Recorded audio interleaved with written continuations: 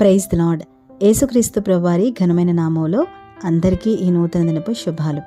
Shalom blessing ministries SBM India trust తరపున మీ అందరికీ కూడా నూతన సంవత్సర శుభాకాంక్షలు. చూస్తూ ఉండగానే 2024వ సంవత్సరం గడిచిపోయి 2025వ సంవత్సరం దేవుడు మన జీవితాల్లో అనుగ్రహించారు. రోజులు గడుస్తూ ఉన్నాయి అంటే ఆత్మీయంగా కూడా ఎదుగుతూనే ఉండాలి అని అర్థం. ఆత్మీయ స్థితిలో ఎదుగుతూ నిందారహితులంగా జీవించే కృప దేవుడు మనందరికీ అనుగ్రహించాలని, మరి ముఖ్యంగా ఈ నూతన సంవత్సరంలో నూతనమైన కృపతో నూతనమైన ఉజ్జీవంతో మనందరం కూడా ముందు కొనసాగాలి అని ప్రార్థిస్తూ యెషయా గ్రంథము 43వ అధ్యాయం 19వ వచనాన్ని జ్ఞాపకం చేసుకుందాం. అరణ్యములో త్రోవ కలుగజేయుచున్నాను.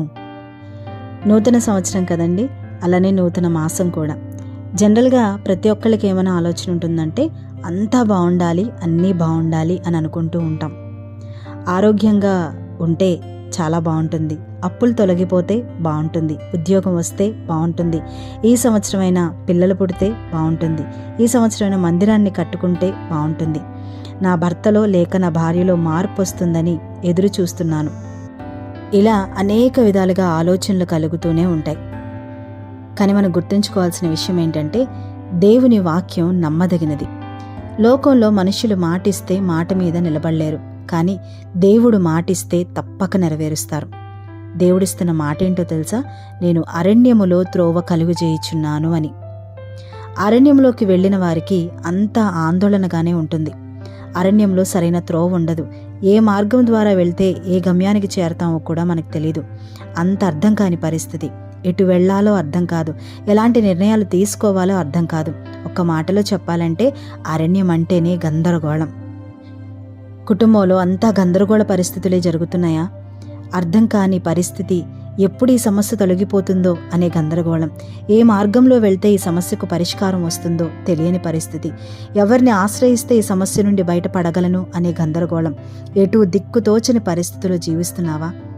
కొంతమంది ఎందుకు బ్రతుకుతున్నామో అర్థం కాక ఈ సమస్యలతో రోజు చస్తూ బ్రతికేదానికంటే ఒకేసారి చనిపోతే మేలు అని అనుకుంటున్న వారు కూడా ఉన్నారు.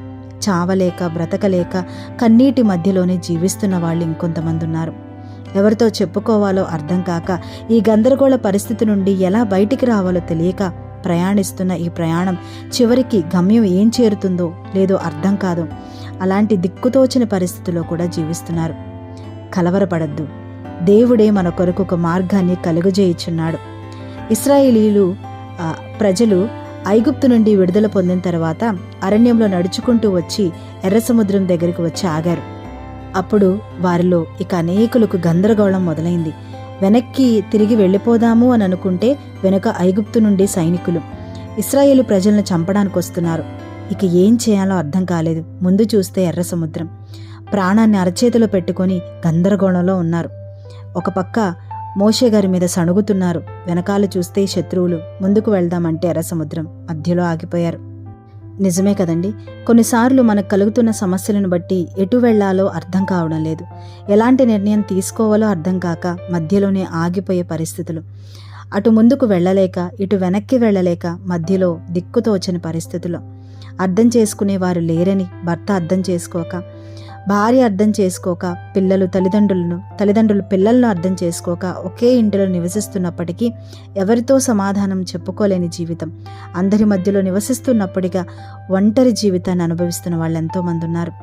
సంపాదిస్తున్న ధనం ఇంటిలో తినలేక, అటు వడ్డీలు కట్టుకోలేక చాలీచాలని జీతంతో నలిగిపోతున్నారు. కలవరపడకండి, దేవుడు తప్పక ఒక అద్భుతాన్ని చేయబోతున్నారు.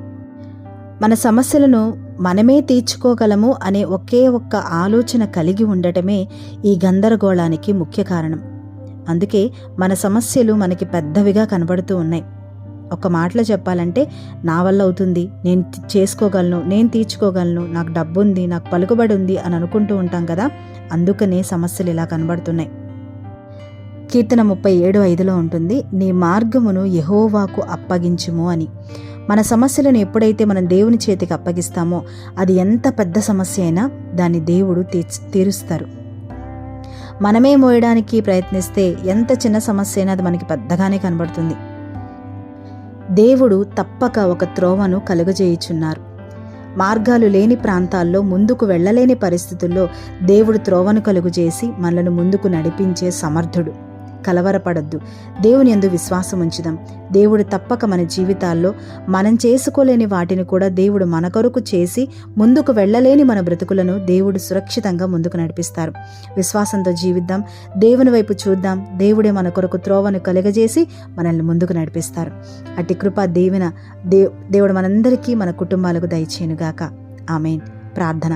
పరిశుద్ధుడా గొప్ప తండ్రి, మీకు వందనాలు. దేవా, మీరిచ్చిన మరొక నూతన సంవత్సరానికై వందనాలు తండ్రి. గడిచిన కాలం అంతా నిజంగా మీ కృపలో మమ్మల్ని కాచి, దాచి, కాపాడి ఇంత క్షేమాన్నిచ్చి 2025వ సంవత్సరంలో దేవా మా కళ్ళతో మేము చూచినట్లుగా మమ్మల్ని సజీవ సంఖ్యలో ఉంచినందుకు మీకు వందనాలు. నిజంగా తండ్రి, గడిచిన కాలంలో ఎన్నో ఒడిదుడుకులు, ఎన్నో అవమానకరమైన పరిస్థితులు, ఎంతో శ్రమలు అయినా సరే వాటి వేటిలో మీరు మమ్మల్ని చేయి విడిచిపెట్టలేదు.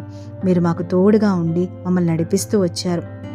మా మార్గాలను సరిచేసి స్థిరపరిచారు. అవునయ్యా, మీ హస్తం మమ్మల్ని పట్టుకుని నడిపిస్తుంది కాబట్టే దేవా మేము ఎన్ని సమస్యలైనా అయ్యా జయించుకుంటూ ముందుకు రాగలుగుతున్నాం. అవును తండ్రి. దేవా, ఈ నూతన సంవత్సరంలో కూడా నూతనమైన దీవెనలు, నూతనమైన నీ కృప, నూతనమైన వాత్సల్యముతో దేవా ప్రతి కుటుంబం నింపబడలాగిన సహాయం చేయండి. దేవా, నీ చిత్తం ఏదైతే ఉందో అది ప్రతి కుటుంబంలో దేవా ఈ సంవత్సరంలో నెరవేరునట్లుగా సహాయం చేసి నీ కృపతో ప్రతి కుటుంబాన్ని దీవించి ఆశీర్వదించి దేవా నూతనమైన కార్యాలు, నూతనమైన దీవెనలు ప్రతి బిడ్డ పొందుకునేలాగన సహాయం చేయమని యేసుక్రీస్తు ప్రభువారి ఘనమైన, ఉన్నతమైన, అతి శ్రేష్టమైన నామంలో అడిగి వేడుకుని ప్రార్థించి పొందుకుని ఉన్నాము తండ్రి. ఆమేన్.